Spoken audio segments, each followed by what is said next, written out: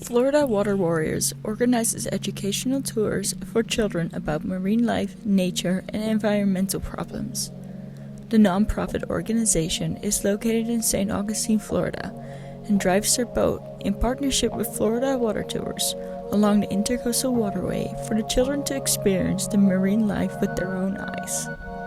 My name is Miss Christy. I'll be your teacher today. Mr. Kevin just jumped off the boat. He'll also be your teacher. And we have Captain Esther at the helm. She'll be our captain today. So can you say good morning? Good morning. Christy Corrigan is an elementary school teacher. She is passionate to teach her students about the value of the environment and ways to protect the planet.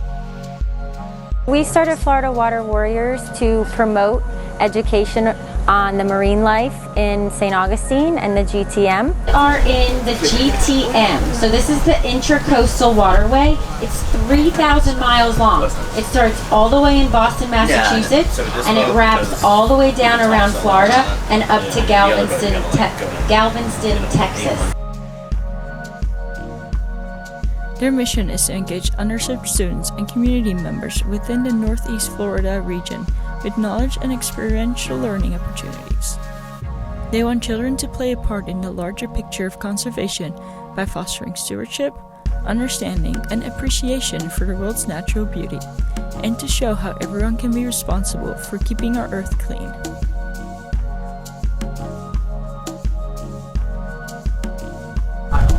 Someone just let their gate, they either threw it in the water or it flew off of their boat.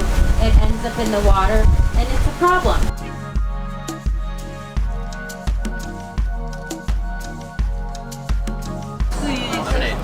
Probably fishing hooks. We're fishing hooks. And then a Minute Maid. So the tours are really for students K through 12. We work with a lot of different types of groups, homeschool groups, school trips, organizations. We also partner with Blue Jay Academy throughout the state of Florida and St. Augustine Youth Services.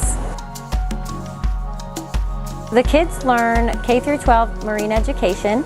We learn all about conservation, why it's important, how we can reduce, reuse, and recycle in the area. We have some of the cleanest water here, and it's up to you all as young kids to help us keep it clean and to spread the word so that others want to keep it clean. Because we have osprey, we have double-crested cormorants, we have brown pelicans, we have dolphins, we have sea turtles, we have manatee, we have a shark. And if we don't have clean water, are they going to survive? We learn about the marine wildlife like ospreys, different types of birds, egrets. We learn about Atlantic bottlenose dolphins, sea turtles. There's a couple characteristics that make a mammal different. Think we're mammals. What do we have that's different? What do we do? What do we do in order to survive? They're coming up to do something, and they're using their blowhole. They're breathing. So mammals have lungs, they have to breathe air.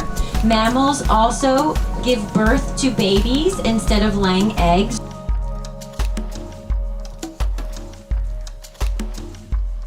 So the research that we're doing with the Water Warriors, we take water samples and we test the clarity of the water with a Secchi disc. We test the salinity with refractometers. We also test the pH level of the water. All right, so we're going to check for the clarity of the water because our plankton, like on SpongeBob, likes to live in the sunlight zone. So this is 1 meter, I'll show you, from here to this orange tab. And then we concentrate the sample and we look at plankton under the microscope. And then we take all of that data and we send it to the National Oceanic Atmosphere Association, also known as NOAA, to help them keep their eyes on our waterway, make sure it's healthy. For me to take a little pipette and squeeze some out and put it on a microscope slide.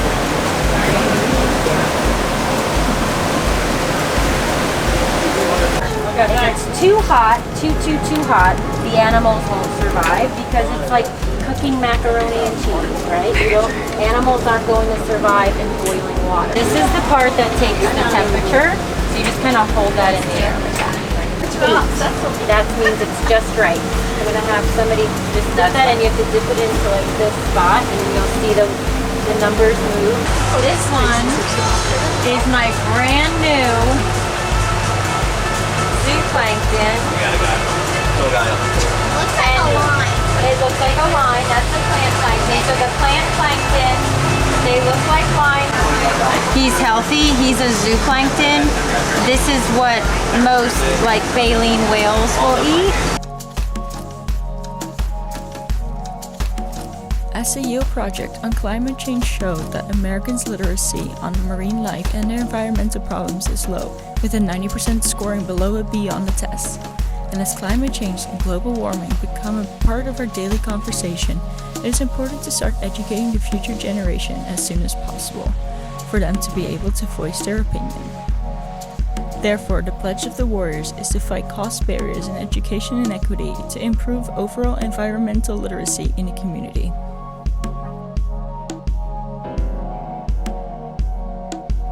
So we're trying to close gaps on marine education. There's about 8% of students today in America that know about marine education, and then the rest are undereducated with the importance of our ecosystem. So our hopes is to spark a little bit of compassion and love in students that maybe one day they'll want to be marine biologists, or they'll take a step or take a stand to help the environment.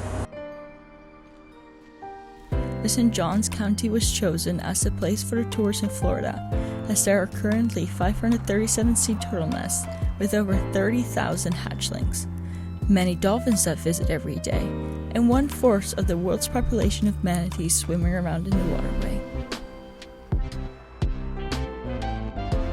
So we run about 4 educational tours per month. As our nonprofit starts to grow and we start to build, we will hopefully be able to run more. These tours are provided through Florida Water Tours, which is a for-profit boat company, and we use their vessels to bring students out on the water, and we go into the Intracoastal Waterway, which is the GTM, and that's where we conduct water samples and we look and scout for wildlife. As it is a non-profit organization, the Florida Water Warriors solidly runs on donations. The income is spread over the employee salaries, equipment payment, and providing tours. Without the help of donors, students won't be able to take to the water. So it costs about $220 to run one tour. So we usually ask for donations of $10, because if one person donated $10, that can get 2 students out on the water for free. I hope that the students take home just even a little bit of compassion for the wildlife, just being able to observe and see these animals in their natural habitat and realize how important it is, and how we as one person just making one small change can make a huge difference. You can tell like who they are from their dorsal fin.